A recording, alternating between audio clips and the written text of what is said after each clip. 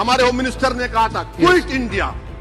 अगर इनको मालूम हो जाए कि क्विट इंडिया का नारा एक मुसलमान ने दिया था तो वो भी नहीं बोलेंगे, वो नहीं मालूम था उनको। उसका मैं कंक्लूड कर रहा हूं, उसका नाम यूसुफ मेहर अली था सर। यूसुफ मेहर अली ने क्विट इंडिया का नारा बनाया, जिसको महात्मा गांधी ने सारे देश में एक पैगाम किया।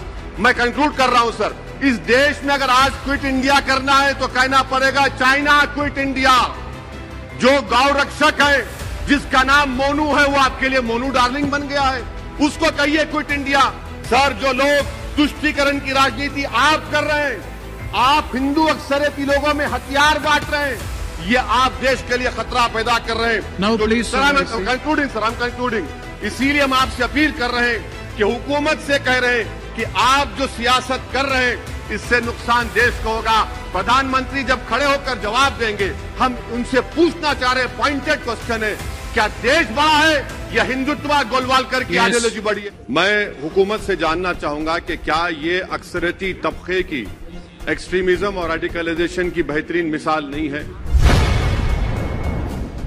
कि कहां गया इस हुकूमत का ज़मीर, कॉन्शियंस जिसको अंग्रेजी में कहते हैं, जब नूह में 750 इमारतों को बगैर ड्यू प्रोसेस फॉलो किए उनके इमारतों को मुनज़्ज़म कर दिया गया, और इसलिए कि वो मुसलमान थे।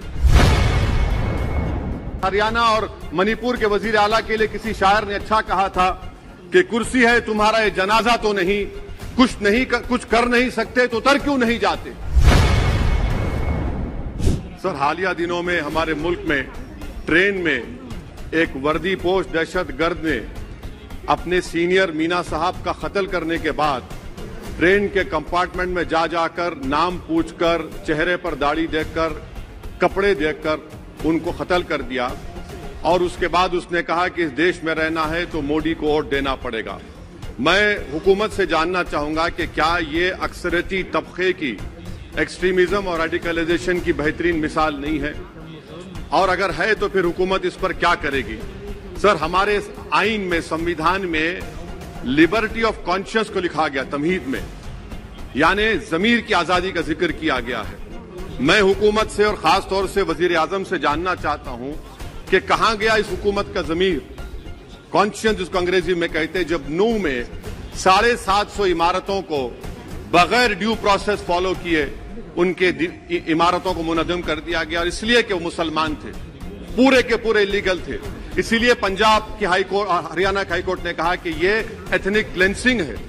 इसकी एक बेहतरीन मिसाल है उस हुकूमत की कि इस मुल्क में एक नफरत का माहौल, बल्कि एक आतिश को पैदा कर दिया गया, मुसलमानों के खिलाफ नफरत का माहौल। ये 9 साल का इनका ये कारनामा है। सर, मणिपुर के ताल्लुक से कल बड़ा लंबा जवाब वजीर दाखिला ने दिया। सर, आसाम राइफल के ऊपर केस बुक हो जाता है, FIR हो जाता है, क्या हो रहा है वहां पर? कहां गया आपका कॉन्शियस, कहां गया आपका जमीर, जब वहां की महिलाओं की अस्मत रेजी की जा रही है? और आप मुख्यमंत्री को नहीं हटाना चाहते इसलिए क्योंकि वो कोऑपरेट कर रहा है। सर, मैं हरियाणा और मणिपुर के वजीर आला के लिए किसी शायर ने अच्छा कहा था कि कुर्सी है तुम्हारा ये जनाजा तो नहीं, कुछ कर नहीं सकते तो उतर क्यों नहीं जाते। आखिर कहां गया, उन ताबूतों में खो गया कि आपका कॉन्शियस, आपका जमीर, जहां पर 50,000 लोग बेघर हो गए, यानी 6 लाख हथियारों को लूटा जा रहा है।